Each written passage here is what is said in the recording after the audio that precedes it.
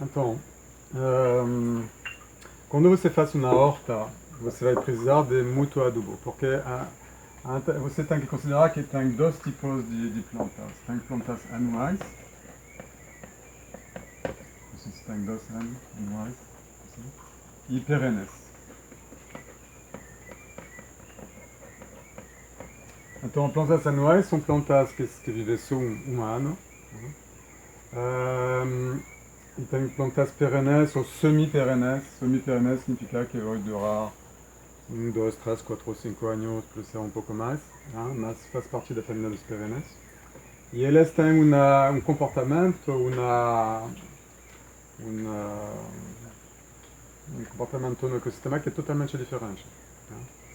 Anuais são plantas que crescem muito rápido, precisam de muito nutrientes, vão crescer, fazer uma semente, produzir a semente, para se propagar e vão morrer. Podemos imaginar fazer um paralelo com a civilização atual e que nossa civilização é muito baseada sobre anuais. Uma civilização de curto tempo. E a permacultura tenta de passar mais das anuais para os perennes. Porque os perennes são plantas que no começo vão crescer devagar, não vão precisar tanto comida, e vão ter raízes que vão mais profundo para pegar muitos nutrientes mais profundos. Eles vão crescer mais devagar no começo e depois, uma vez que são adolescentes, adultos, eles vão produzir muito mais que os animais. Então, eles vão durar de 2, 3, 4 até 1000 anos. Tem plantas que têm 2, 3 mil anos de vida. Então, quando a gente fala de perennes, vamos falar de raízes permanentes. Então, a permacultura realmente é uma questão de permanência. Então, quando vamos fazer um sítio de permacultura, vamos tentar de achar realmente esse equilíbrio entre os dois. Se você faz hortaliças, muito bom, mas tem que ter perennes para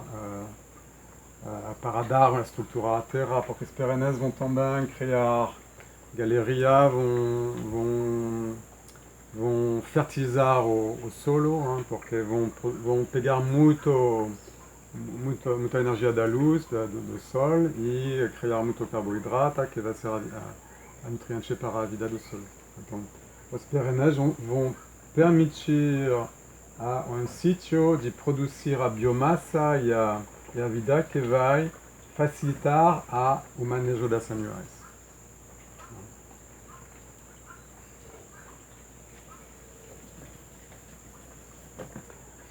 Então, se a gente vê canteiro agroflorestal, essa policultura de mistura de perennes e de anuais, o que vai passar, se você tem uma árvore aqui, uma perennes aqui, uma anuais aqui, perennes aqui, etc.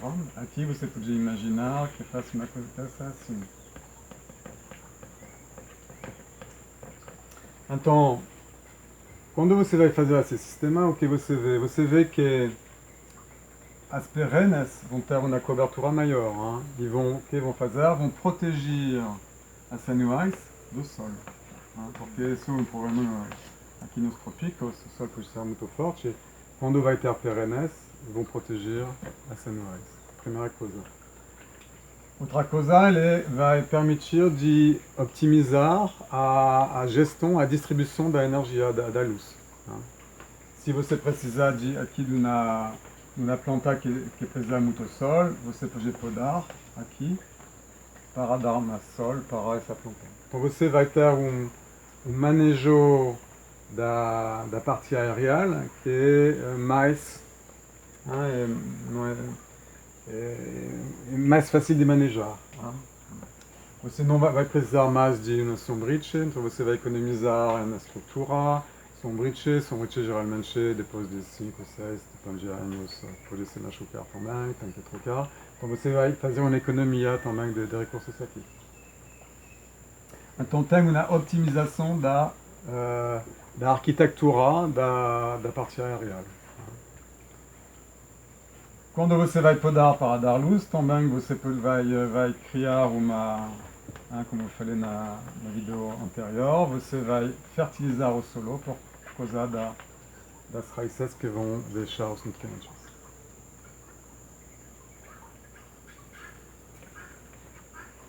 Tem outro efeito, não sei se você ouviu falar de Angolch, dos principais que ele que é importante para ele é que quando você faz uma poda também vai criar uma stimulação biológica para a planta se regenerar. Então a poda realmente faz parte do manejo agroflorestal. Essa é a parte aérea. Agora a parte do solo, o que vai passar quando você tem raízes grandes e raízes pequenas, você também vai optimizar toda essa distribuição de nutrientes, porque lá você vai colocar adubo aqui, vai ter muita chuva, o trópico tem chuva muito forte, nutrientes que vão fazer vão ir embora, c'est a lixiviação, você vai perder os nutrientes, e quando tem perennes, os perennes vão, com raízes grandes, vão recuperar esse adubo que foi perdido para as anuais. Então você vai economizar também sobre a fertilização. Quando você vai podar e vai colocar a parte verde como adubo verde no chão, você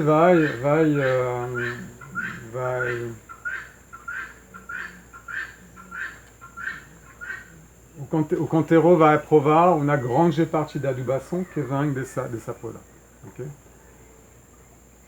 Quando você tem galinheiro que você faz adubo também, estrume de galinheiro, estrume de vaca, etc., a renda econômica não é tão interessante, porque você tem que dar comida à galinha, você tem que cuidar das galinhas, tem manejo, por exemplo, de trabalho, etc. Então, no final, o equilíbrio econômico não é bom. Mas se você tem essa fonte de energia da adubação que vem das árvores, das perennes, você vai reequilibrar esse modelo econômico. Então, é muito importante de ter essa fonte de nutrientes para permitir de ter uma autonomia de fertilização, autonomia alimentaire para a produção de hortaliças. Outra coisa importante, quando você tem um canteiro agroflorestal com muitas plantas diferentes, como perennes, realmente na biodiversidade, você vai criar também ambiente que vão atrair todos os predadores dos insectos, essencialmente. Predadores de tudo o que você pode considerar como uma praga. Então você vai reduzir também a necessidade de colocar inseticida, fungicida, etc. Porque aqui vai ter predadores da praga que vão se instalar aqui. Vai criar um equilíbrio. Pode ser também que você vai perder algumas plantas, porque a vida tem a acontecer, mas na filosofia de ter um ecossistema bem forte assim, bem resistente, você não vai precisar de comprar tanto adubação, então você pode ter a capacidade de perder algumas plantas. Mas, de maneira geral, você vai economizar sobre toda essa questão da adubação. Outra coisa, quando você tem uma praga que vem dentro de uma monocultura, vai ser uma invasão total. Os insectos vão comer uma planta, saltar para outra planta, comer. E pode mesmo se propagar, se multiplicar de maneira exponencial. Quando você tem esse sistema, você tem que considerar que para um insecto que é assim, uma policultura assim, quando tem plantas que são assim, de maneira como uma silva, como uma floresta para eles vão ser perdidos um pouco. Ils vão chegar lá, tem uma aranha que vai comer eles, Par ailleurs, dessa planta que ele come, para essa planta que ele come, tem que passar através de muitas paredes verdes de vegetação, que é difícil. Também vai ajudar para controlar as pragas. Outra coisa importante é que tem essa questão do fungo. Então vamos falar disso na outra vídeo, a importância dos fungos e do micelium na vida do solo e como eles vão interagir com as plantas para fazer uma simbiose que vai ser uma adição em termos de nutrição. Então vamos voltar para o conteúdo agroflorestal depois, mas vamos passar a outro conceito que são a microbiologia do solo antes de continuar.